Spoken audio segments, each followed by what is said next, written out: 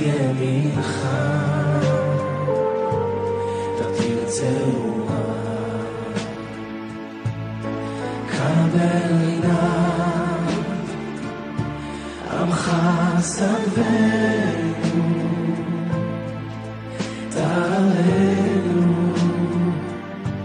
תרנו נורא אנא בכוח גדולת ימינך תתיר צרועה קבל פינת עמך סבנו תרנו נורא לגיבור דור שייחודך כבבא שואל רחם תערב רחמי צדקתך תמיד אומר חסיד קדוש חסיד קדוש ברוב טובך נעל עדתך יחיד גאה ימך פנה זוכה קדושתך שבתנו קבל ושמע צעקתנו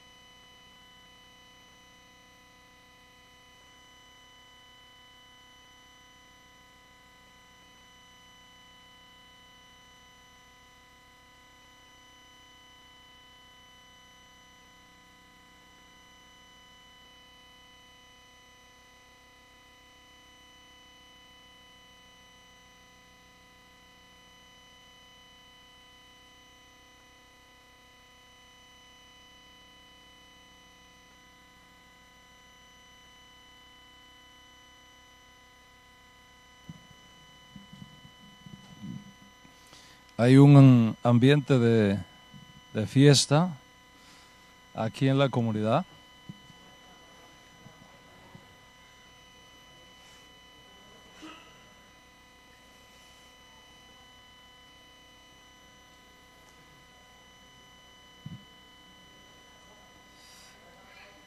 Después de la fiesta de Bat Mitzvah,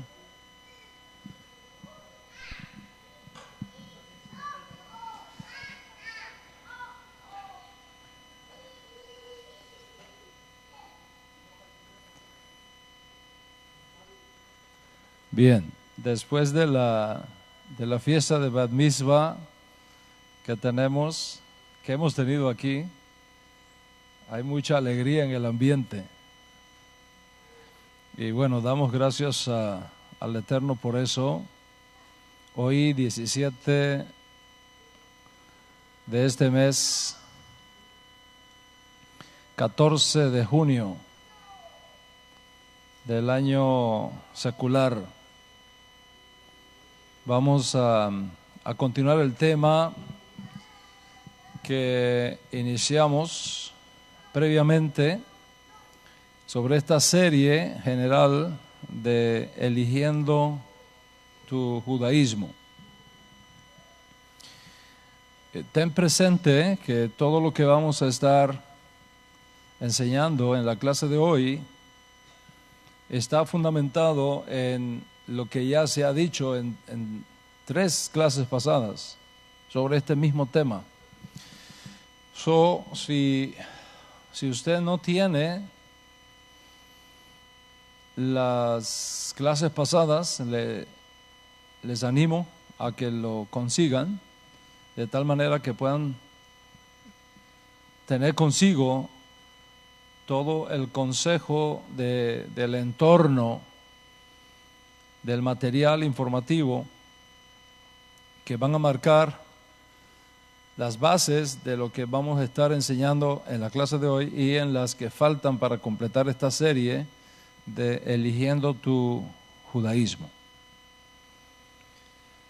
¿Por qué es importante?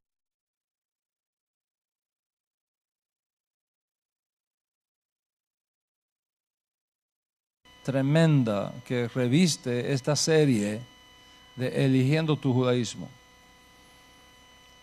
Porque han surgido en el mundo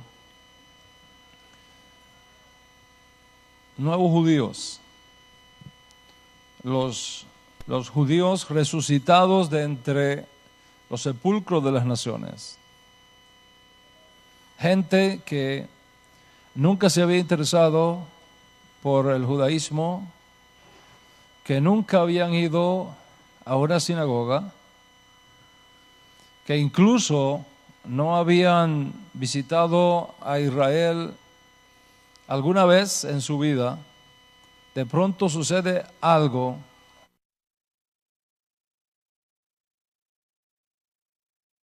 en su conciencia e inician un proceso de búsqueda de su identidad. Efectivamente, traen consigo sangre judía, sangre hebrea, y no lo sabían. Otros, sin llevar consigo necesariamente sangre judía, descubren que pueden amar y servir al Dios de Israel sin obligárseles a convertirse al judaísmo ni tener que vivir como judíos, pero sí unidos a nuestro noble pueblo como justos de las naciones, guardando los 7 mandamientos universales con todas sus derivaciones. Y en todo caso nos encontramos frente a una encrucijada histórica extraordinaria, totalmente convencido que aquello que anunciaron los profetas y que forma parte de los días previos a la revelación de Mashiach en nuestra generación ha llegado a nosotros. Entonces, Cuando esta nueva generación de comunidades emergentes, que muchos llaman las ovejas perdidas de la casa de Israel, que están regresando, cuando estas nuevas comunidades emergentes descubren sus raíces hebreas, descubren el judaísmo bíblico como la única religión del mundo que puede demostrar científica e históricamente su origen divino, vienen los desafíos que tal revelación impone sobre todos aquellos que están experimentando estos cambios. ¿Qué voy a hacer con todo esto? ¿Cómo voy a manejar todo el arrastre teológico y cultural que he vivido en los últimos 20 años, o 40 años, o 50 años de mi vida? ¿Tiro todo eso y comienzo a vivir de nuevo otra vez? ¿O hay algo que yo puedo retener conmigo de todo ese bagaje cultural que he traído al mundo? ¿Qué tengo que hacer con mis costumbres alimenticias? ¿Qué puedo retener? ¿Qué puedo dejar? ¿Qué acerca de mis costumbres sociales? ¿Cómo me tengo que vestir ahora? ¿Cómo hago con la educación de mis hijos? ¿Los sigo enviando a la misma escuela de siempre o debo de cambiarlos de escuela? ¿Qué pasa con mi familia que no es consecuente con mis descubrimientos y prefieren seguir viviendo ignorando totalmente los hechos históricos y teológicos que han tenido lugar en mi vida? ¿Qué hago con mis viejos amigos? ¿Me desentiendo de ellos y les digo adiós y me busco nuevos amigos, o puedo continuar relacionándome con ellos e incluso con mi familia inmediata? ¿Qué hago con mis padres? ¿Tengo que abandonarlos juntamente con mis hermanos y mis abuelos y darles totalmente la espalda y pretender que ya no existen, que ya no cuentan, y comenzar todo de nuevo? O sea, ¿cómo debo relacionarme ahora con mi papá que no sigue lo que yo ahora creo? O con mi mamá o con mis hermanos que no comparten los descubrimientos de mi fe. ¿Los voy a dejar o puedo seguir relacionándome con ellos? ¿Tengo que convertirme al judaísmo o tengo que retornar al judaísmo? ¿Y quién puede ayudarme a entender todo lo que está pasando por mi mente? ¿De qué retorno estamos hablando? Si dejo todo atrás y me acerco a una comunidad judía y resulta que me rechazan, ¿dónde me quedo? ¿Cómo se llama ese limbo cultural a donde ahora estoy encontrándome? ¿Qué va a pasar con mis hijos? ¿Cómo van a socializar de ahora en adelante? ¿Con quién se van a casar? ¿Qué va a pasar con mi trabajo cuando debo de trabajar en Shabbat? De lo contrario, pierdo mi fuente de ingresos. ¿Puedo trabajar en Shabbat mientras encuentro una nueva forma de traer el pan a mi mesa? ¿Puedo seguir viviendo donde vivo o tengo que mudarme al lado de la sinagoga que he elegido para congregarme? De todas estas preguntas y muchas más que forman parte del impacto teológico, sociológico, psicológico, emocional que están experimentando o que en algún momento van a experimentar en mayor o menor intensidad la nueva generación de judíos que está surgiendo en el mundo y que van a surgir en el mundo. Es un proceso que requiere atención. Es un proceso que requiere paciencia y que requiere educación. Porque la gente se pregunta, ¿a qué comunidad debo unirme? ¿Cómo es ese proceso? ¿Qué tipo de judaísmo debo elegir para expresar cultural y socialmente mi nueva identidad judía? ¿Hay un solo judaísmo o hay muchos judaísmos? ¿Y cuál es el auténtico? Si este es tu caso, entonces para ti van dirigidas mis palabras. Es importantísimo que escuches esta serie, porque del propio título de esta serie se deduce que cada uno de nosotros tiene la responsabilidad de elegir el judaísmo que mejor expresa tu identidad. Y para elegir bien, debemos tener el mejor conocimiento posible de las diferentes opciones que tenemos por delante. Y consecuentemente es mi responsabilidad poner delante de ti la información básica que tú necesitas para que puedas hacer decisiones inteligentes y responsables. Y he venido hablando del peligro de ser elitista, de ser exclusivista, de pensar que solamente nosotros existimos en el mundo y que si los demás no creen como yo o no practican como yo, no son judíos. Y cuídate de ese tipo de mentalidad que en el fondo es una mentalidad retrógrada. Ten presente siempre en tu mente, en tu GPS, en tu GPS histórico, las tres grandes ramas del judaísmo que surge luego del desastre nacional que representó la destrucción del Estado judío, la destrucción de Jerusalén, la destrucción del templo en el año 70. El Mizrahi u oriental, el Sefardí u occidental y el Askenazí.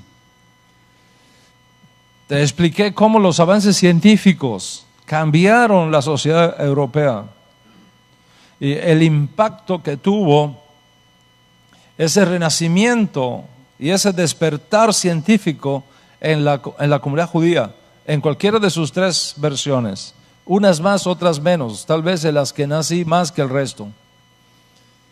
Y hablamos de las dos alternativas que se presentaban delante de las diferentes vertientes judías de la época: seguir aislada y escondida en la sociedad, o abandonar ese aislamiento social, abandonar ese aislamiento intelectual y participar de lo que era inevitable en aquella región. Y comienzan entonces a darse dos tendencias. La tendencia de una parte de la comunidad judía que había aceptado la cultura del rechazo y del gueto como juicio de Dios por sus pecados cometidos por los padres, y que la solución sería no participar de esos movimientos de desarrollo social y técnico, sino el arrepentimiento hacia Dios y seguir llevando hasta donde el cielo quisiera sobre sus hombros el ascetismo social de una comunidad que quería continuar cerrada al mundo. Y la otra tendencia fue lo opuesto, abrirse al mundo, crear nuevas estructuras para la comunidad judía, romper con las viejas y obsoletas formas de vida, dejar el anacronismo de un sistema que no traía progreso social, sino pobreza, tomar medidas drásticas para rebelarse contra las estructuras tradicionales, buscando nuevas alternativas para la comunidad judía. Y fue esta segunda tendencia lo que provocó que muchos judíos comenzaran a salir del sistema rabínico tradicional y se iniciara un diálogo con el pensamiento industrialista, reformista, científico que estaba llenando a Europa con nuevos aires de modernidad. Hablé de las tensiones que comienzan a darse entre los judíos que defendían la primera tendencia y los judíos que defendían la segunda tendencia, es decir, de abrirse al mundo y de integrarse a estos nuevos aires que llegaban a Europa. Los judíos que rechazaban abrirse a los cambios, que no favorecían los cambios, empezaron a tomar partido para defenderse de lo que ellos consideraban era el fin del judaísmo. Hablamos que la historia demuestra también que los hombres pensantes de Israel cada vez que enfrentaron desafíos culturales, fueron capaces de reformar el judaísmo. Fueron capaces de adaptar al judaísmo a las nuevas realidades que está enfrentando el mundo, a las nuevas condiciones, para hacer del judaísmo relevante a las nuevas generaciones. De esta manera, lo revolucionario de los cambios introducidos por los fariseos de la escuela de Hillel en el primer siglo, que sobrevivieron a la destrucción de Jerusalén, que sobrevivieron al desastre nacional que significó el fin del Estado judío del primer siglo y la destrucción de Jerusalén, y que sirvió para superar la crisis nacional de un terrible exilio, ahora sin sacerdotes, sin profetas, sin reyes. En las nuevas condiciones de Europa, del siglo XVI, del siglo XVII, del siglo XVIII, no respondía, según algunos rabinos de aquel momento, a la realidad del renacimiento que vivió Europa a partir de la Revolución Industrial.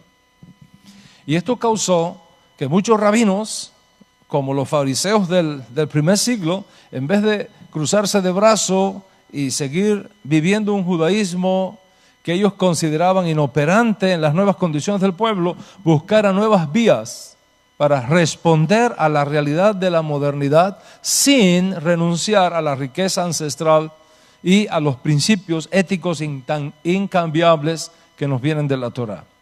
Y estos nuevos rabinos de Europa, sobre todo en la zona de Askenaz, la actual Alemania, confrontados con estos nuevos aires que llegan al mundo, están dispuestos a reformarlo como lo hicieron los fariseos en el año 70 con los nuevos eventos que se dan a partir de la destrucción de Jerusalén, del templo y del Estado judío.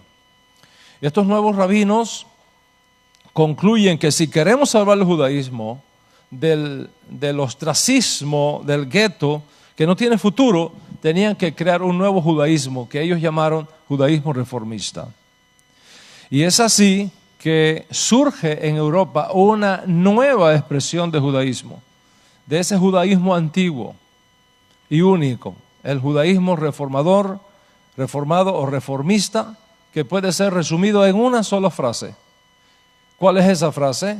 Cualquier tipo de judaísmo que no responde apropiadamente a las nuevas condiciones del pueblo y que se empeña en vivir en un mundo nuevo con un judaísmo viejo, no es relevante a la realidad del pueblo y sobre todo a las nuevas generaciones. Y constantemente ese judaísmo que no responde a esas realidades está condenado al fracaso y va a ser rechazado por las nuevas generaciones, exponiéndolas entonces a los peligros inminentes de la asimilación y la pérdida de su identidad judía. Por lo tanto, tenemos que tener el valor de reformar todo lo que sea requerido para adaptarnos a la realidad del mundo nuevo sin perder la grandeza de los valores añejos, de aquellos principios éticos que son eternos, de aquellos principios que no cambian, de aquellos principios que permanecen para siempre.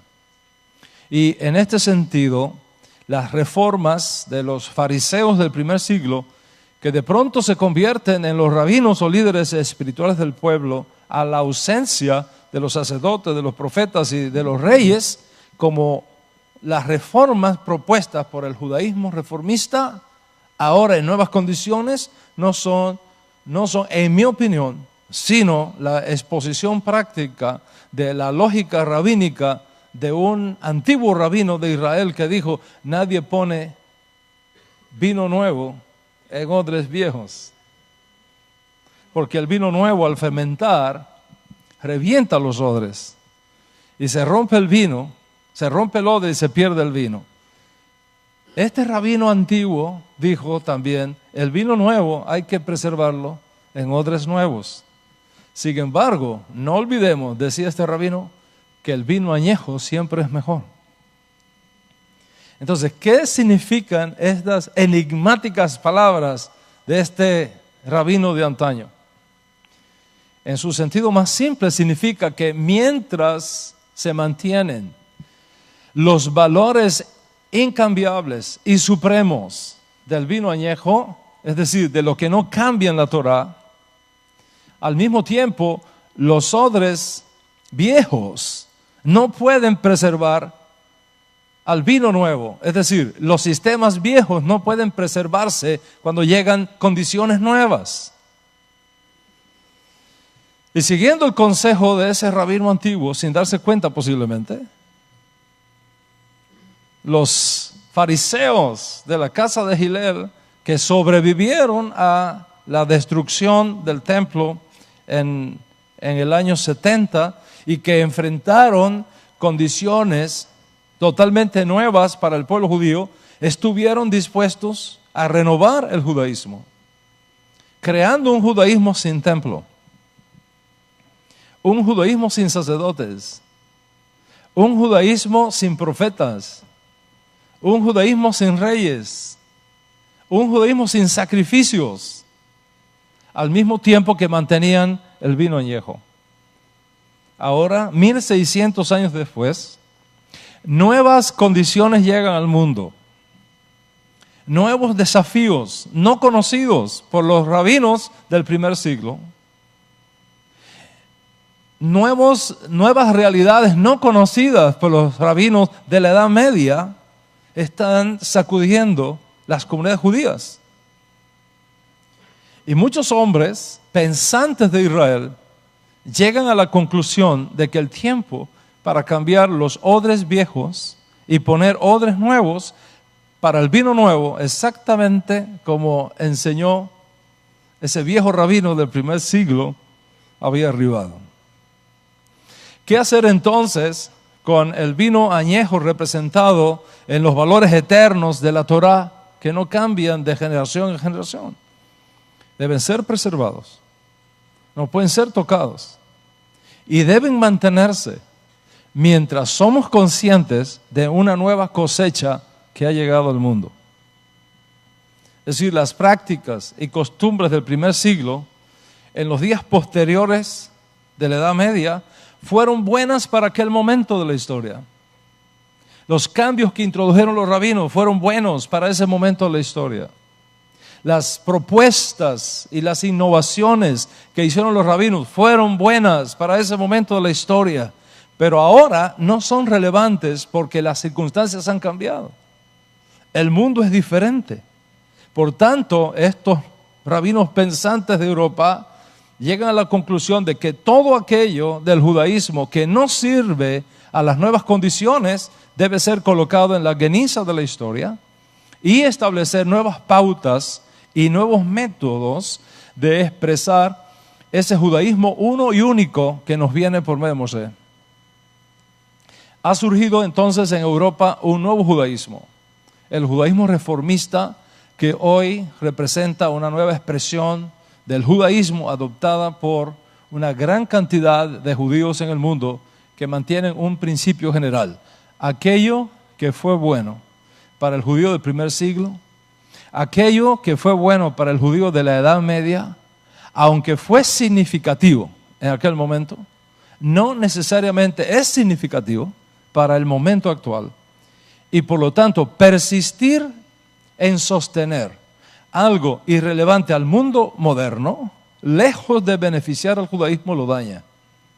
Por lo tanto, las comunidades judías emergentes en todo el mundo, en días como estos, deben conocer esta realidad para defender su derecho a la libre elección del pensamiento.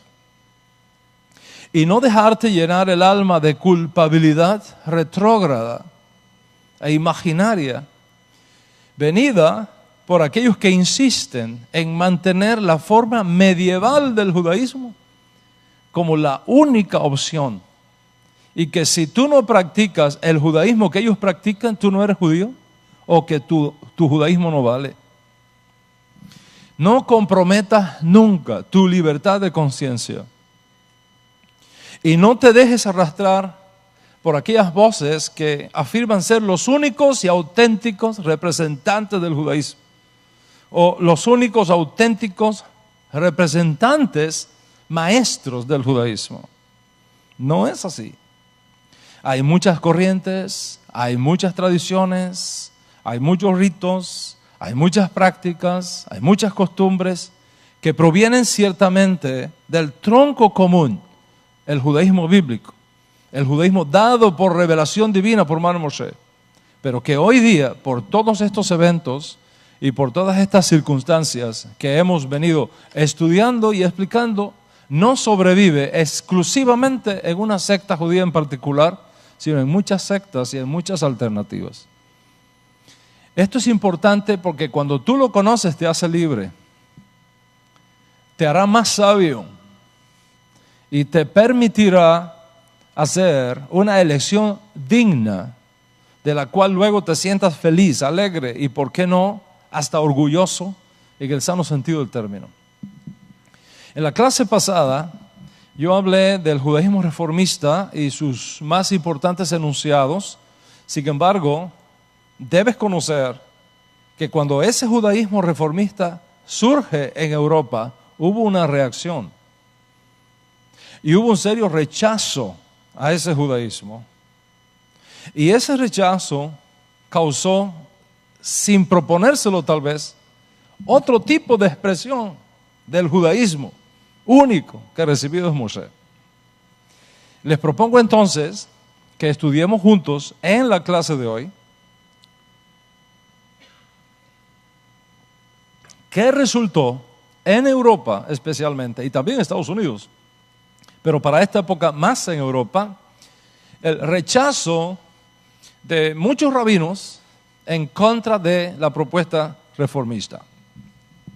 Pero antes de entrar ahí, es necesario abrir una ventana para que entiendas algo extraordinariamente importante. Tan importante que si dejamos esto fuera, no vamos a tener todo el consejo de la realidad que quiero compartir en la clase de hoy. Mucho antes de que apareciera en Europa el judaísmo reformista, la vida judía en Europa Oriental estaba llena de controversias, especialmente en el mundo askenazí, muchas controversias. ¿Por qué se estaban dando esas controversias? Esas controversias se estaban dando porque el mundo judío de aquella época y de aquella región del mundo estaba sumido en un profundo letargo espiritual de proporciones alarmantes. Un letargo espiritual que tenía connotaciones sobre todas las cosas religiosas y sociales. Estamos ubicados en el siglo XVI, XVII y XVIII. Esta época marcó un profundo antisemitismo en contra de la comunidad judía, pero al mismo tiempo había una enorme frialdad en el estudio de la Torá, sin la más mínima señal de espiritualidad. Y esto fue haciendo cada vez menos atrayente el judaísmo para la propia comunidad judía. De ahí que surge un rabino que dice, algo tenemos que hacer para restaurar la espiritualidad de nuestro pueblo. Y este rabino comienza a buscar un balance entre la apatía e indiferencia por el pueblo, por un lado, y el estudio de la Torá por el otro, de tal manera que trajera espiritualidad, no frialdad al estudio académico de la Torá. El judaísmo se había vuelto insípido, legalista, frío, tan académico en su estudio que estaba dejando afuera la alegría, el gozo que debe caracterizar el alma judía. Y por otro lado, este rabino percibe que las familias ricas y adineradas de la época, la aristocracia judía de aquella época, estaban cada vez más alejadas de las familias pobres. Y que solamente los que tenían recursos académicos tenían acceso al estudio. Y esto fue creando un abismo serio entre una clase alta y una clase pobre. siendo la mayoría de los judíos en esta época pobres y una minoría rica controlando las masas pobres, si no se hacía algo para superar esa brecha, las cosas no iban a salir bien para el judaísmo. Y este rabino, nacido en Polonia para el siglo XVIII, se dio cuenta que había una opción para rescatar a ese judaísmo de frialdad académica que había sumido, por un lado, a la comunidad judía y a la división de clases entre ricos y pobres que estaba destruyendo a la comunidad judía, donde los ricos miraban con desdén a los pobres. Y ese rabino pensó que si el pueblo judío se vuelve al misticismo de la Torah, podría encontrar otra vez la espiritualidad perdida en las frías aulas del estudio académico, pero sin vida, del Talmud, al cual solamente tenían acceso los ricos, que eran los menos, y que si lográbamos involucrar a las grandes masas de los pobres al estudio de la Torah, las cosas iban a ser totalmente diferentes para el judaísmo. Puso mano a la obra, comienza a enseñar el misticismo judío y creó así, en aquel mundo askenazí de la época, una versión hasídica del judaísmo de sus días. Y el nombre de ese rabino fue Israel ben Eliezer, conocido popularmente como el Baal Shem Tov. Trabajando entre las enormes masas de judíos pobres de Polonia y de sus alrededores, este rabino creó una verdadera revolución espiritual en sus días que marcaron al judaísmo que él proclamaba en varias áreas centrales. Primero, el estudio del misticismo y de la experiencia mística judía. Segundo, la observancia meticulosa de los mandamientos. Tercero, la obediencia a la halajá establecida por los rabinos. Además, predicó la importancia de que cada judío obedezca a los rabinos en cada aspecto de su vida. Enseñó que la vida judía debe ser alegre, simple, incluyendo en ella el estudio de la Torah.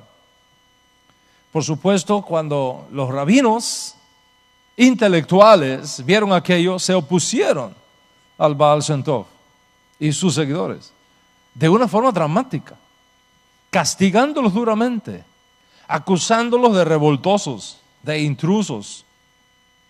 Fueron años de intensas batallas entre la aristocracia rabínica, por un lado, y el vulgo envuelto ahora en las enseñanzas de Baal Shem Tov, por el otro.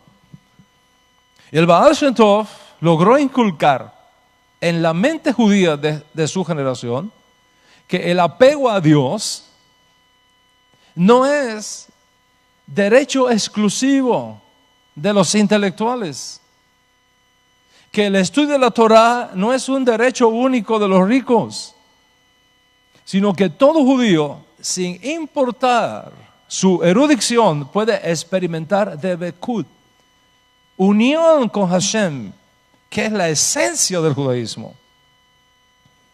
Dios, predicaba el Baal Shem Tov, no pertenece exclusivamente a los ricos. Dios no pertenece exclusivamente a los sabios, sino que todo judío, por pobre que sea, si tiene un corazón puro y si tiene deseos y busca encontrarlo, lo va a hallar si lo busca de corazón. Y el Baal Shem Tov enseñó también que cada judío debe buscar un rabino que pueda ser su guía espiritual, de tal manera que pudiera sacar a esas masas pobres de la frialdad del sistema académico que solo se daba a los que podían pagar las clases para estudiar Talmud. El líder espiritual lo transforma así en el Sadik, en el hombre justo, puro, que es capaz de leer el alma y mirar dónde tú necesitas mejorar para perfeccionar tu servicio a Dios. ¿Qué había ocurrido? Había nacido una nueva versión del judaísmo askenazí, el judaísmo hasídico. Y este movimiento hasídico, no obstante la oposición, produce ahora un nuevo rabino, un nuevo líder, uno que es modelo a imitar por todos, seguirlo y obedecerle porque es un reflejo de Dios en la tierra, capaz incluso de hacer milagros para demostrar su apego a Dios. Si tú te unes a tu Sadik, decía el Baal Shem Tov, te será mucho más fácil unirte a Dios, porque el Sadik está más cercano de Dios que tú. Y entonces por sus méritos fluyen a tu favor recursos para que tu debekut con Hashem, tu unión con Hashem sea mucho más fácil. Para diferenciarse del judaísmo tradicional, académico, aristócrata, de la clase alta, el hasidismo propone una forma de vestir que fuera propia, en primer lugar, del frío invernal de la región, al tiempo que marque una diferencia en el movimiento. Y entonces usan predominantemente el color negro en sus vestiduras, porque esto los protege mejor del frío, largos abrigos, grandes sombreros, un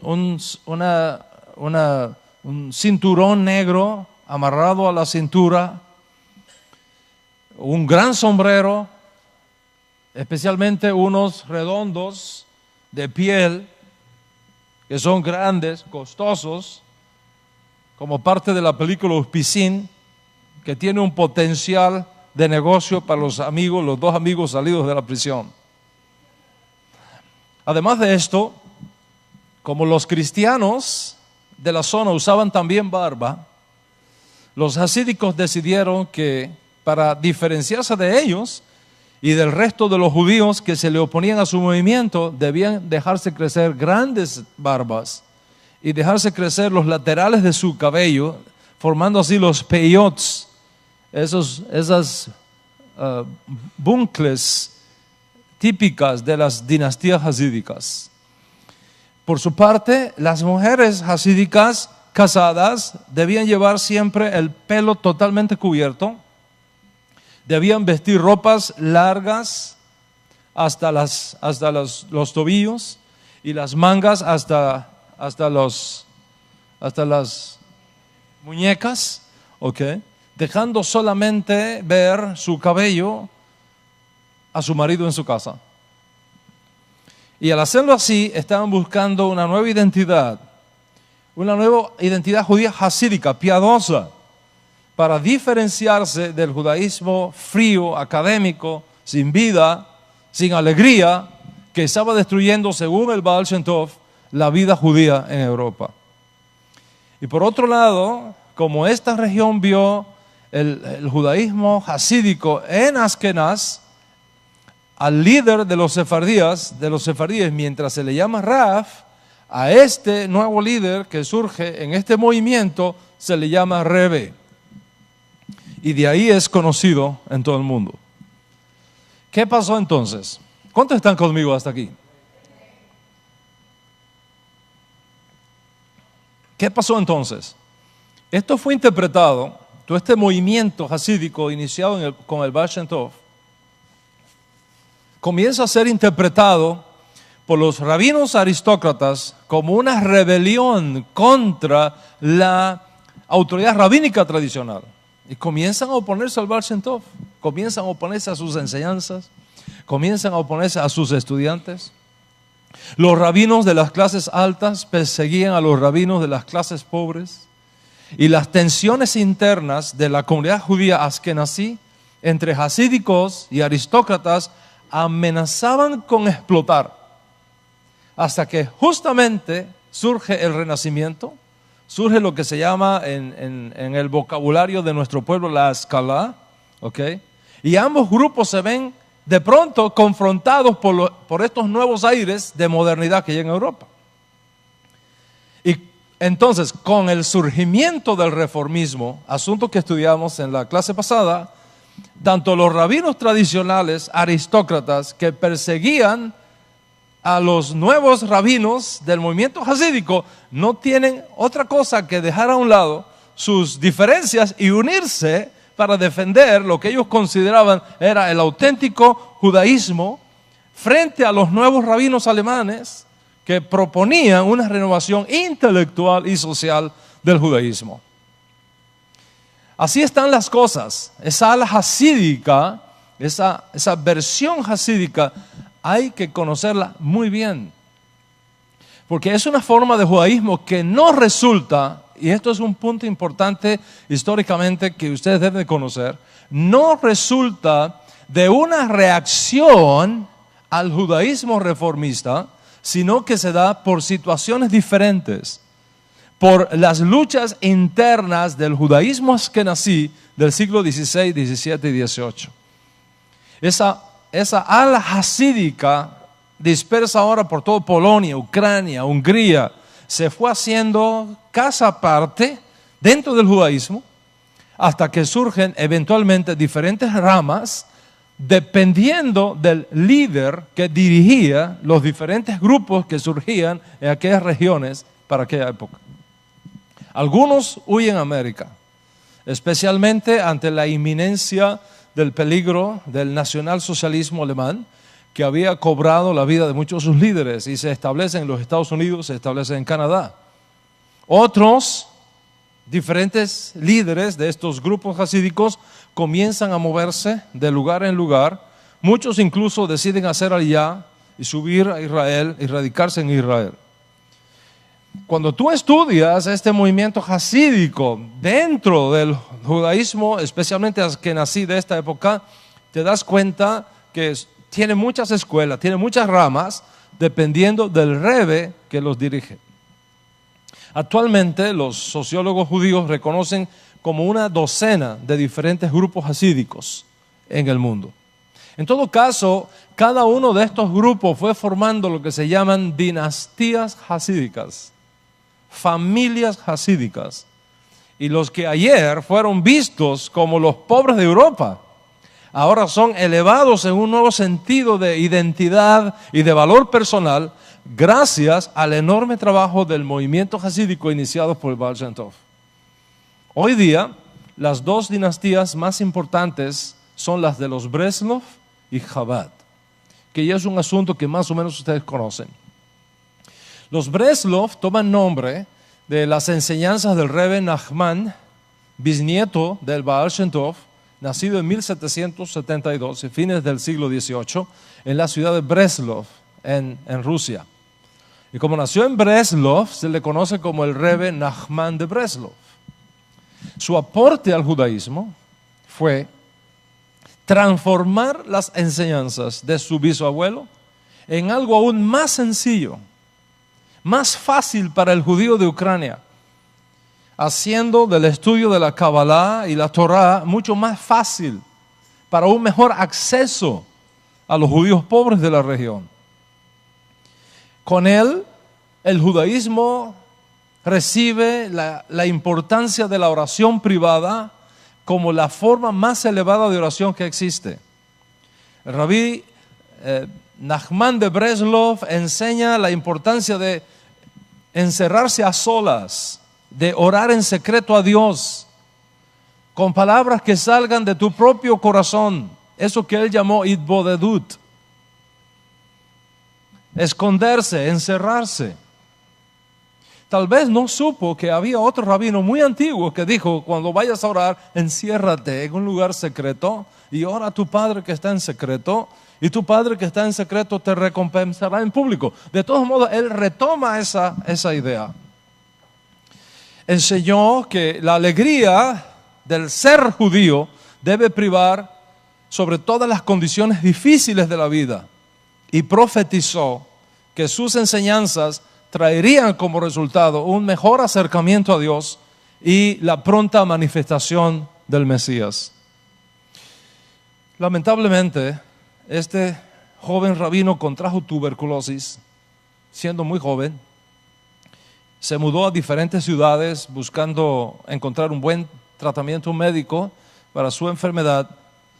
Ninguno funcionó y finalmente murió a la corta edad de 38 años, dejando tras sí con la ayuda de sus más íntimos estudiantes, una compilación de sus enseñanzas en una colección de escritos muy famosa, conocida como Nikutei Moharan, que según el propio Rebbe Nachman sería el principio de la redención final del mundo. Los restos del rabí Nachman de Breslov están enterrados en Uman, Ucrania. Antes de morir, él llamó a su más íntimo estudiante y le reveló varios secretos, entre los cuales estaba que si los judíos hacían teshuvá, daban sedaká, confesaban 10 salmos específicos y visitaban su tumba en Rosh Hashanah, él mismo se encargaría de elevarlos, de purificarlos e incluso sacarlos del infierno, aunque fuera por los peyotes. Y es por eso que hoy día miles de sus simpatizantes y miles de sus estudiantes y seguidores visitan todos los años su tumba para Rosh Hashanah, buscando elevación espiritual, buscando consejo, buscando orientación para sus vidas. Hoy día el movimiento Breslov continúa las enseñanzas de su líder, buscando el máximo acercamiento posible del judío a Dios y preparando el mundo para la venida de Mashiach. Y muchos judíos que estaban presos en los sepulcros de las naciones, cuando retornan al judaísmo, son muy atraídos por las enseñanzas de Breslov, porque son muy ricas en experiencias místicas.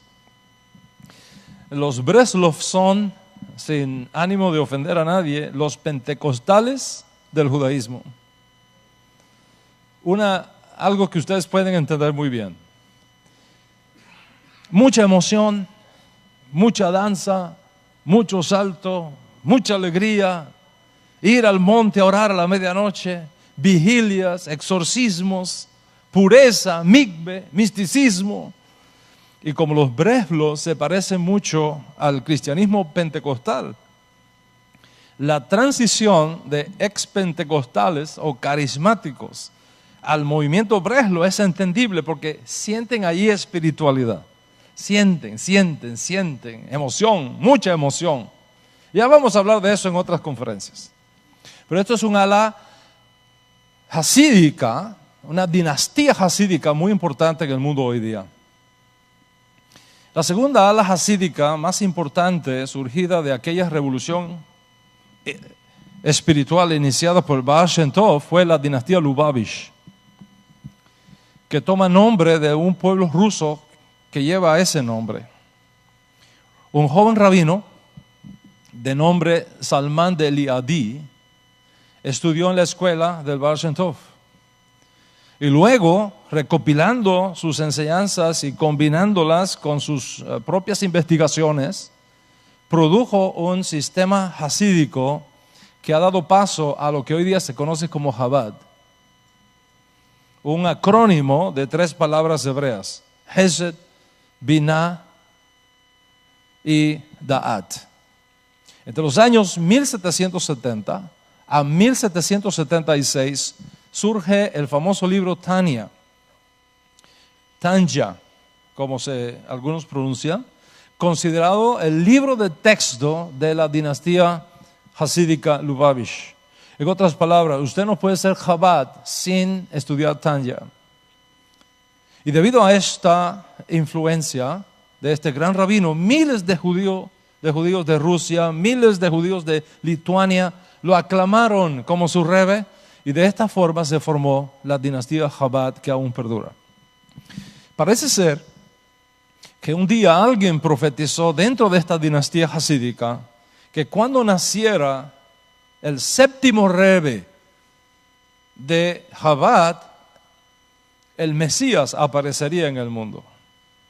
Ese 7º rebbe apareció, emigró a los Estados Unidos, se ubicó en Brooklyn, New York, y su nombre es conocido como Menachem Schneerson.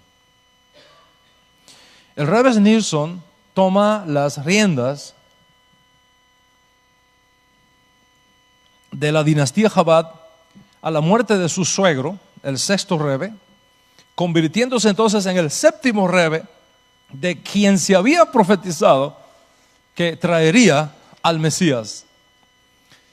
El énfasis que realiza el Rebbe Schneerson en la educación, en la preparación de la conciencia judía para recibir al Mesías, lo hicieron una figura hasídica, posiblemente la más importante del siglo XX. Por su influencia fueron creadas cientos de sinagogas en los lugares más remotos del mundo. Decenas de centros de estudios en diferentes lugares. Más de 100 universidades. Y una familia de decenas de miles de seguidores por todo el mundo. Una tarde del año 1992, el Rebbe Schneerson fue a orar a la tumba de su suegro. Le dio un derrame cerebral mientras oraba y finalmente ese derrame cerebral lo llevó a la tumba, a la muerte en el año 1994. Te voy a decir algo ahora que es sumamente importante para que no nos perdamos en este mar de información que estamos manejando acá. Recuérdalo, el judaísmo hasídico no es una respuesta al judaísmo reformista. Porque el judaísmo reformista no existía cuando ya surgió el judaísmo hasídico. Esa coyuntura histórica es muy importante tenerla en cuenta en todo este proceso.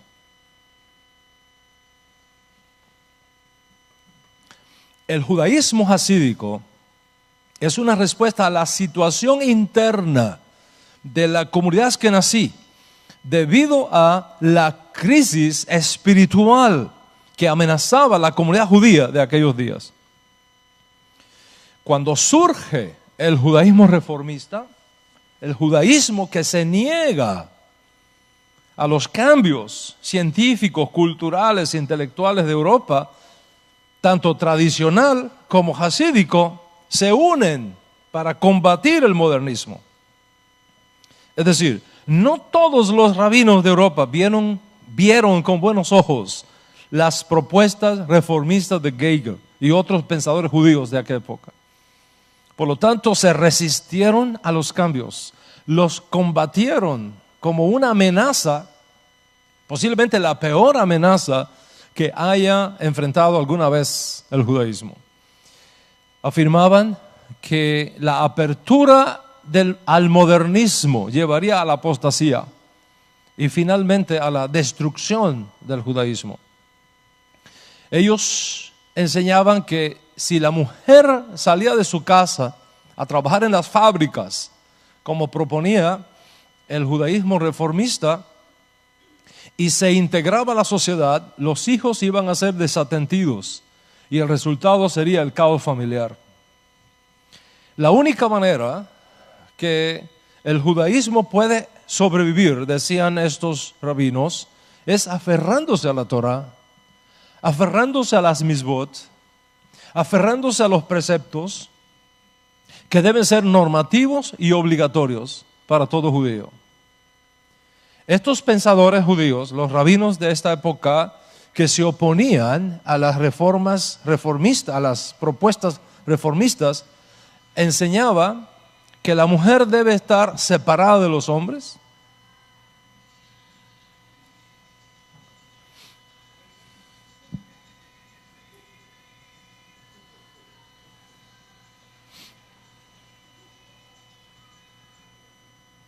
Thank you. Estaba diciendo que estos pensadores rabinos de la época que se oponían a la propuesta reformista enseñaban que la mujer debe estar separada de los hombres, que la mujer debe vestir piadosamente, que debe tener todo el tiempo su cabeza cubierta como señal de piedad y dedicarse sobre todas las cosas a su hogar, a su esposo, a sus hijos.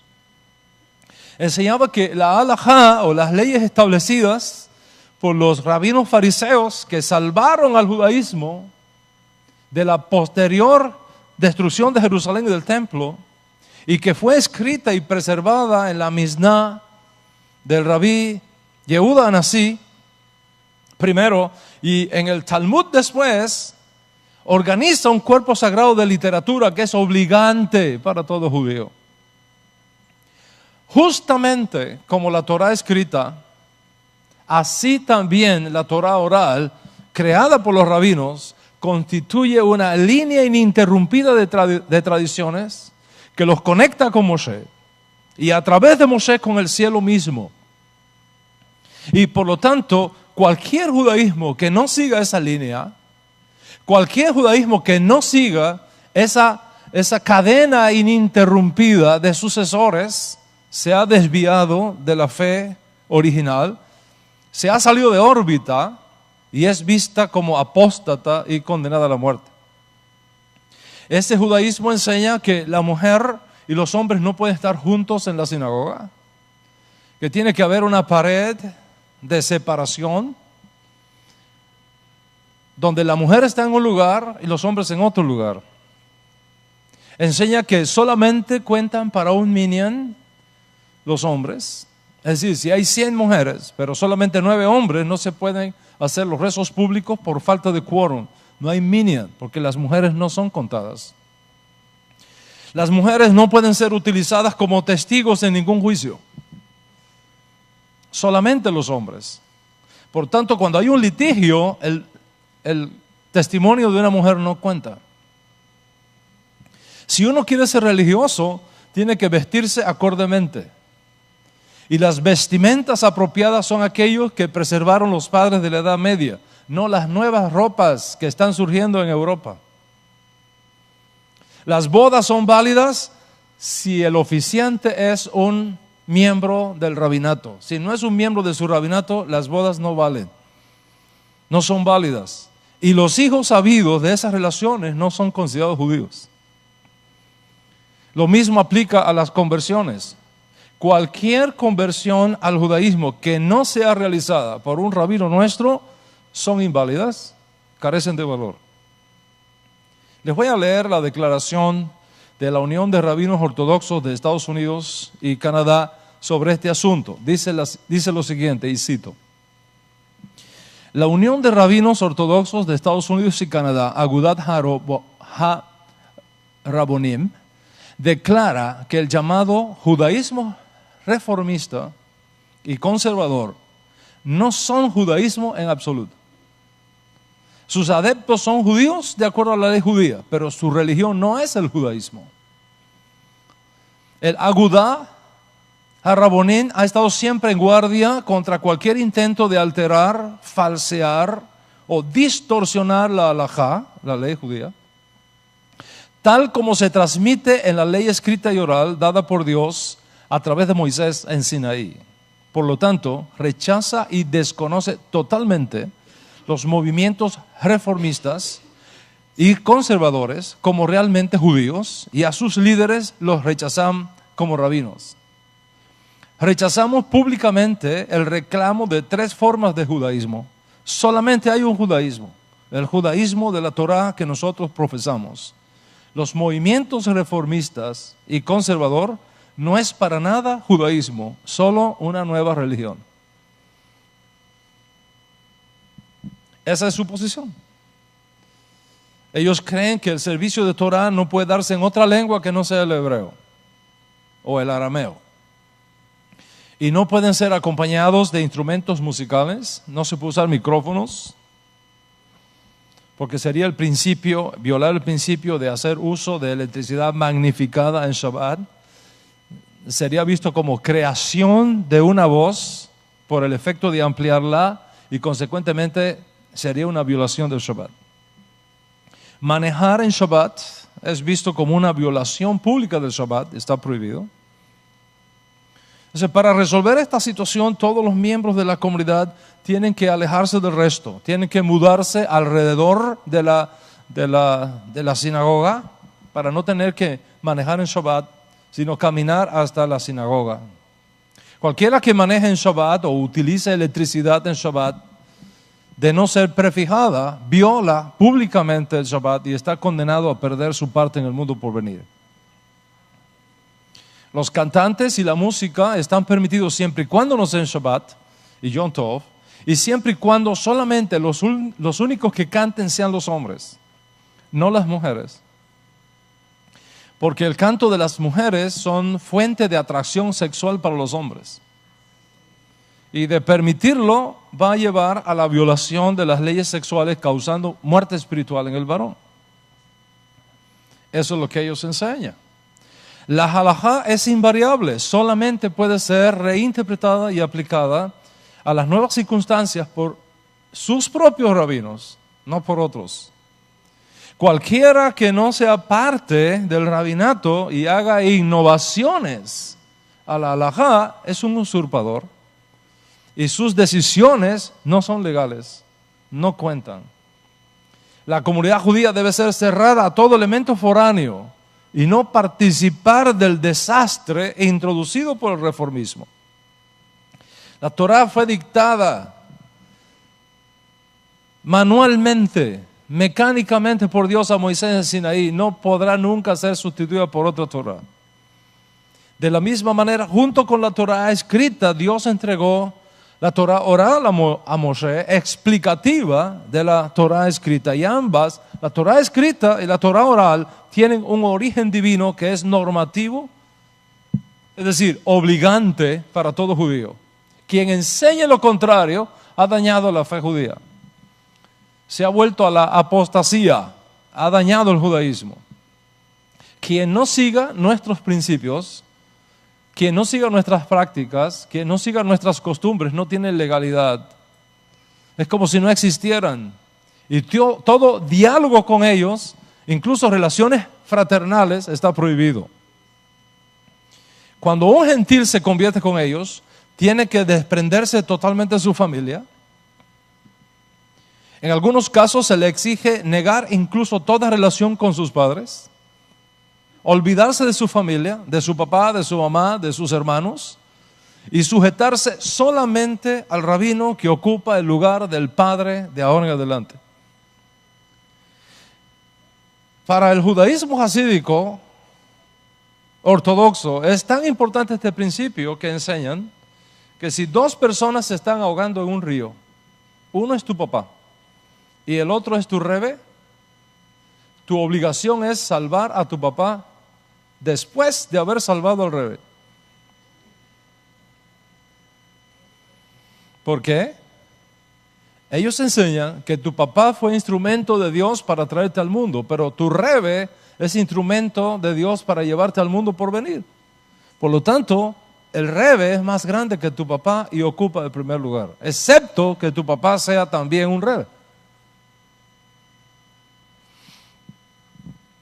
Con estas medidas, tanto el judaísmo hasídico como el judaísmo que reacciona contra las propuestas reformistas en Europa cierra todo diálogo, cierra todo nexo con el mundo exterior y concentra sus esfuerzos en sobrevivir aislado de la sociedad, en una comunidad cerrada, donde los principios sostenidos por su fe puedan ser, en su opinión, ejercitados sin ningún tipo de contaminación con el mundo exterior.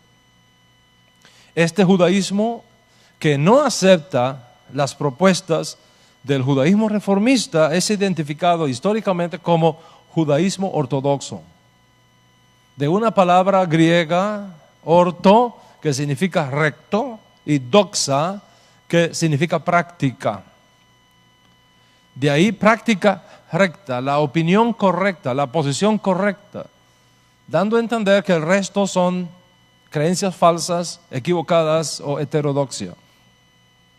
En otras palabras, ha surgido en Europa un judaísmo que defiende la vieja escuela de la Edad Media, la vieja escuela del Talmud, del rabinato que reemplazó a los reyes, a los sacerdotes, a los profetas, a partir del colapso del templo en el año 70. El resultado es que ahora tenemos tres escuelas: la reformista, la ortodoxa tradicional y la ortodoxa hasídica, unidas estas dos últimas contra la primera. La reformista, insistiendo en que si no se hacen los cambios necesarios, el judaísmo no va a ser relevante a las nuevas generaciones. Y la ortodoxia, la tradicional y la hasídica, enfatizando todo lo contrario, que la apertura al modernismo es el peor enemigo que tiene el judaísmo. El judaísmo reformista afirmando que ni siquiera el judaísmo hasídico tiene una respuesta para la realidad de la comunidad judía en Europa, que es, en la opinión del reformismo, el judaísmo hasídico es más de lo mismo, simplemente con un poco de misticismo que no es compatible con los nuevos descubrimientos científicos que no representa una salida real al problema judío de la nueva Europa que ha surgido en el mundo. ¿Cuántos están aquí hasta aquí conmigo? Mira entonces cómo están las cosas para fines del siglo XIX y comienzos del siglo XX. El judaísmo único que recibimos se manifiesta ahora en tres ramas. ¿Cuáles son estas tres ramas? El Mizrahi, el Sefardí y el Askenazí. Ahora está formado por un judaísmo sefardí, Mizrahi y Askenazí, permeado de hasidismo como una nueva columna dentro del judaísmo. La batalla intelectual contra la propuesta reformista, por un lado, y el judaísmo tradicional, por el otro, ahora en coalición con el judaísmo hasídico, produjo un enorme trabajo intelectual entre ambos grupos, y el resultado es que el judaísmo se vuelve a diversificar, volviéndose más pluralista que nunca. Tenemos entonces judaísmo oriental, judaísmo sefardí, judaísmo askenazi, judaísmo ortodoxo, ya sea tradicional o hasídico, o ultra ortodoxo con sus reves, y encima de eso tenemos el judaísmo reformista. Y por supuesto, en el centro de todo esto, el pueblo judío experimentando la tensión entre todos estos grupos. Mientras tanto, señores, el mundo sigue girando. Nuevos cambios llegan. Nuevos adelantos científicos tocan a Europa. Europa deja de ser una zona rural para convertirse en una zona industrial. Del pequeño taller artesano de una sola persona, surgen industrias que dan trabajo a cientos de personas. Las ciudades se expanden vertiginosamente. El individuo, que era la fuerza de trabajo bruta, ahora es desplazado por máquinas que hacen el trabajo de decenas de hombres. Para poder manejar esas máquinas o trabajar en esa industria, el hombre aislado se vio obligado a ir a la escuela, a aprender ciencia, a aprender técnica para poder manejar las nuevas máquinas. La matemática, la química permitió la invención del laboratorio. La ciencia médica comienza a asombrar al mundo con inventos y descubrimientos asombrosos. Europa tiene ahora barcos, ferrocarriles, gas para el alumbrado, refinado de petróleo con creación de nuevos combustibles, cosechadoras de máquinas de agricultura, el teléfono, el telégrafo, los avances tremendos en los campos de la bacteriología, el surgimiento de farmacias, la teoría del famoso manifiesto comunista de Marx y Engels, el surgimiento de la industria del acero, el descubrimiento de la dinamita, las vacunas, la gasolina, el descubrimiento del motor de combustión interna. Todo esto comienza a hacer que el hombre se sienta señor del universo, señor del mundo. Y en este contexto, Estados Unidos se va volviendo un gigante, el más grande competidor de Europa. Grandes masas de judíos se están instalando en esta nación. Y la reflexión teológica empujada con los nuevos aires llegados, ya no solamente para Europa, sino también para América y para el mundo, hace de Estados Unidos el mejor lugar para el sueño judío. Un país próspero, abierto, amigo. Las comunidades judías comienzan a florecer por todos lados. Y para fines del siglo XIX y comienzo del siglo XX, comienzan a surgir rabinos tanto en Alemania como en Estados Unidos que observan de cerca la realidad judía del nuevo mundo que ha llegado, que están observando de cerca la propuesta reformista que ya va envejeciendo, la respuesta ortodoxa por el otro lado, y estos rabinos se dan cuenta que el judaísmo ortodoxo, incluyendo el ala hasídica, definitivamente no corre con el tiempo. Se está quedando atrás. Se está aislando más y más de la modernidad y constituye una comunidad cerrada, insistiendo en una mentalidad hegemónica, elitista, antipluralista, minoritaria. Y por el otro lado, estos rabinos están observando que el reformismo se ha ido a un extremo tan grande que se vuelve una amenaza para la pérdida de los valores del judaísmo. Y estos nuevos rabinos comienzan a buscar un punto de equilibrio entre esos dos extremos que ellos veían como excesos. El reformista en el lado izquierdo y el ortodoxo en el lado derecho. ¿Qué va a suceder con ellos? ¿Qué va a pasar en el mundo intelectual judío como resultado de las realidades del siglo XX?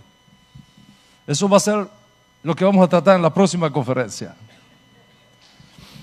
Lo que hemos visto hasta aquí es la manera como el judaísmo único que nos viene de Moisés existe ahora en varias familias, en varias ramas. ¿Y qué es lo que tenemos entonces?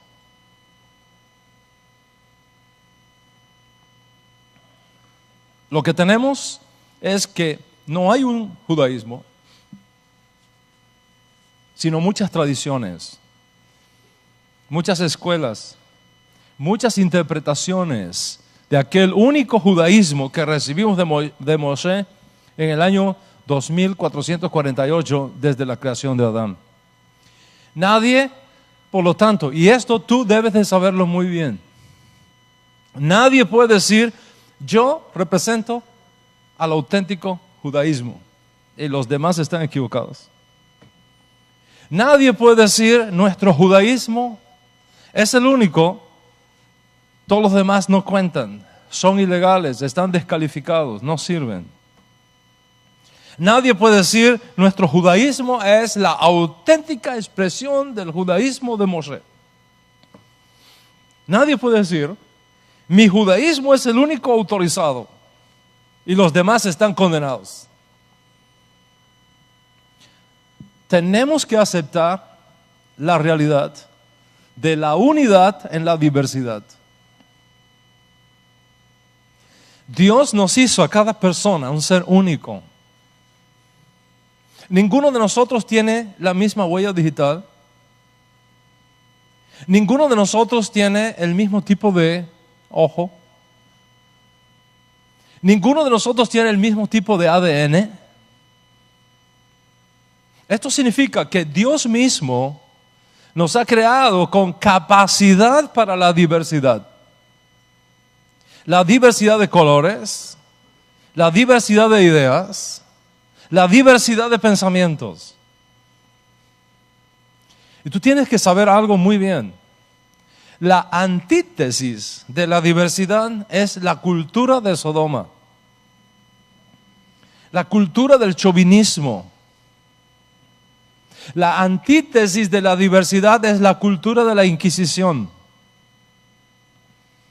Los sodomitas, según afirma una tradición, colocaban a los que llegaban a sus ciudades como turistas, los colocaban en sus camas de sus hoteles. Y si la persona era demasiado pequeña, que no cubría toda la cama, entonces lo estiraban. Como el potro de la Inquisición, hasta que cupiera en su cama. En otras palabras, los sodomitas querían que todo el mundo pensara como ellos, que todo el mundo siguiera sus mismos patrones de conducta, que todo el mundo se sujetara a sus normas y principios. Y si no lo hacías, te estiraban en el potro hasta que tú llenaras la medida de su pensamiento, es decir, de su cama. Yo quiero que tú sepas que el judaísmo que yo represento desde esta plataforma, en la cual enseño Torah cada semana, para ustedes y para todo el mundo, no tiene una mentalidad de Sodoma, no tiene una mentalidad de Inquisición. Creo en el respeto que merece todo ser humano por mantener su individualidad. Y creo con todo mi corazón que la diversidad no es un enemigo de la unidad necesariamente. Es más, en ciertas condiciones, la uniformidad extremista es el peor enemigo que tiene la unidad. Porque no da cabida al pensamiento, no da cabida a la creatividad, no permite nuevas alternativas. Cada uno de nosotros ha sido dotado por el Creador de habilidades extraordinarias y necesitamos el clima apropiado que nos permita desarrollarnos, crecer, contribuir con esos dones y con esos talentos que hemos recibido del Creador. Por supuesto, no soy tan iluso para pensar que no haya siempre aquellos que se quieren aprovechar de las bondades del sistema para fomentar el odio, las divisiones innecesarias, la crítica destructiva. No estoy hablando de eso. La Torah nos ofrece los límites detrás de los cuales ninguno de nosotros, como personas naturales o jurídicas, nunca debemos traspasar. Porque como dijo otro rabino antiguo, todo me es lícito, pero no todo conviene. Todo me es permitido, pero no todo edifica. Y esto es necesario hablar y enseñar, porque hay algunos que quieren tomar la libertad para hacer lo malo. Quieren tomar la bondad del sistema como una licencia para destruir y para dañar. Sin embargo, cuando el autototalitarismo de la mentalidad del gueto destruye la libertad del pensamiento, en mi opinión, ahí se viola la Torah. Y se viola la Torah porque se viola la dignidad y la santidad de cada ser humano. Y donde quiera que se viole la dignidad y la santidad de todo ser humano, se viola la Torah. Estoy siendo totalmente honesto contigo. Y te he venido presentando la realidad histórica de un solo judaísmo venido de Moshe ante la realidad de muchas interpretaciones en las cuales hoy día subsiste el judaísmo. Y yo creo que cada expresión tiene su lugar, tiene su espacio, tiene sus puntos fuertes, tiene sus puntos débiles. Sin embargo, todas son parte de nuestro pueblo Israel. Y en el fondo, algo bueno podemos encontrar en cada uno, si lo estudiamos bien. Ahora, cuando entramos en insultos y deslegitimaciones, ya estamos demostrando que no procedemos según la ley de la libertad. Los debates, los desacuerdos siempre han sido parte de la mentalidad judía en todos los tiempos. Precisamente, el encuentro de diferentes pensamientos es lo que nos hace avanzar. Es lo que nos hace mejorarnos a cada uno. Los debates y los desacuerdos han sido aceptados por largo tiempo, son parte de nuestra tradición judía. Y tú no debes tenerle miedo a esos debates, si el asunto es por el honor del cielo. Y voy a citar las palabras de una gran luminaria de nuestro pueblo del siglo XIX, un rabino de Esmirna, el rabí Hayyim Palaji, gran autoridad halágica del siglo XIX, que escribió lo siguiente, y cito: la Torá nos dio permiso a cada uno para expresar su opinión de acuerdo a su conocimiento. No es bueno para un sabio esconder sus palabras por respeto a otros sabios que le precedieron, si él encuentra en sus palabras una contradicción. Un sabio que desea escribir sus pruebas en contra de los reyes y los gigantes de la Torá no debe retener sus palabras ni suprimir su verbo, porque debe dar su análisis de la manera como le fue revelado eso desde los cielos.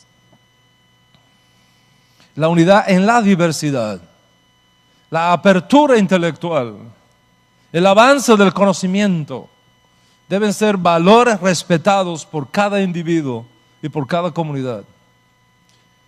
Insistir en una mentalidad del potro, en la política del estiramiento de las personas en las camas de Sodoma que otros imponen, no es el camino correcto. Y cuando tú veas a alguien con mensajes de este tipo, que usan el insulto como herramienta para la imposición de sus ideas, que no pueden dialogar excepto destruyendo el honor y la dignidad del que no piensa como ellos, ya sabes que ese no es el camino de la Torá. Ese no es el camino del judaísmo auténtico. No te dejes intimidar por ellos. No te dejes arrastrar por aquellos que, si tú no compartes sus tradiciones y formas, te condenan a la basura. Debemos tener la sabiduría, la tolerancia y el coraje para fomentar siempre la unidad en la diversidad. Y no tratar a los demás que tienen una interpretación diferente como si fuesen descalificados, ilegales, oprobios de la fe, ilegítimos, falsos, herejes. Condenarlos a la hoguera de la internet amarilla del siglo XXI. Por supuesto, no estoy hablando de los hijos de las tinieblas cuyo acercamiento a la Torá es para destruirla. No estoy hablando de los que tienen ideas diferentes para asesinar y robar y destruir. Estoy hablando de que tiene ideas diferentes por temor del cielo, por el honor de Dios, por el servicio de la libertad y de la paz y por el bien común de la humanidad. En ese contexto, cada idea, cada forma de pensamiento, cada acercamiento a la Torá, cada expresión del judaísmo que conocemos o que podamos conocer en el futuro, tiene una parte dentro de la grandeza que es la casa de Israel. Cuando venga Mashiach, Él nos va a enseñar a todos por 1000 años. Y entonces nos va a poner de acuerdo a todos, porque entonces conoceremos como fuimos conocidos. Como dijo un rabino antiguo, ahora vemos oscuramente, por espejo. Recuerda que el espejo de aquella época no son los que tú compras hoy día en IKEA. Los espejos de aquella época eran metales pulidos. Y por eso él dice, vemos oscuramente. Esos eran los espejos de aquella época. Él decía, ahora vemos oscuramente como por espejo. Pero entonces, cuando venga Mashiach, conoceremos como fuimos conocidos. Y mientras es apropiado y sano que cada uno defienda su punto de vista con amor y compasión, y busque unirse en conformidad con el pensamiento común que es compartido por el grupo, como es el caso de cada escuela de pensamiento que hemos estudiado, no es apropiado mirar a los demás con desdén. No es correcto mirar a los demás con ensañamiento, con odio sin causa, con rencor, con hostigamiento intelectual que raya en la persecución, la falta de respeto y la mentalidad del potro de Sodoma. El respeto a la dignidad de cada persona, el respeto al pensamiento, a la libertad de pensamiento, a la investigación constante, a la evolución de las ideas, a la elevación espiritual de cada ser humano por razones dignas, deberá siempre ser un derecho no solo reconocido, sino respetado y protegido por todos nosotros. ¿Qué judaísmo entonces expresa mejor tu realidad emocional, tu realidad intelectual, espiritual, cultural, histórica? Para ello debes conocer apropiadamente el pensamiento de cada uno y entonces hacer una decisión honesta de quién debe ser tu maestro y cuál debe ser tu judaísmo. En mi próxima conferencia te voy a hablar de este tema en una de sus versiones más novedosas y también, si el Eterno permite, te voy a hablar por qué escogí el judaísmo que yo proceso. Te explicaré por qué he escogido este judaísmo y no los demás, y por qué no veo en los demás una competencia, sino un complemento necesario a la diversidad del desarrollo intelectual de la fe de nuestros padres, creyendo siempre que mis hermanos que no piensan exactamente como yo, no obstante, tienen cosas que yo no tengo y algo extraordinario que aportar a la Torah una y única que hemos recibido toda la casa de Israel. Y de esto vamos a hablar con la ayuda del Eterno, porque estas cosas y esta posición, Rabotai, lejos de debilitarnos, nos fortalece. Lejos de destruirnos, nos unifica. Lejos de aniquilarnos, es precisamente la vía de nuestra sobrevivencia en el mundo nuevo que nos ha tocado vivir. Y tenemos que estar preparados así para enfrentar los cambios que vienen. Porque el mundo que ya está aquí con nosotros, el mundo del futuro que nos ha alcanzado, va a imponer sobre nosotros nuevos conceptos. El concepto de la escuela va a cambiar. El concepto de la transportación va a cambiar. El concepto de hacer negocios va a cambiar. El concepto de la familia va a cambiar. Vamos a enfrentar en poquitos meses, en poquitos años, nuevas circunstancias extraordinarias que nosotros no habíamos soñado. Y si no estamos preparados con estos valores, no seremos capaces de ofrecer una respuesta relevante a las nuevas generaciones que enfrentan ese nuevo mundo que ya ha llegado y que ya está aquí con nosotros. Pase sobre toda la casa de Israel y pase sobre cada uno de ustedes. Shalom, shalom.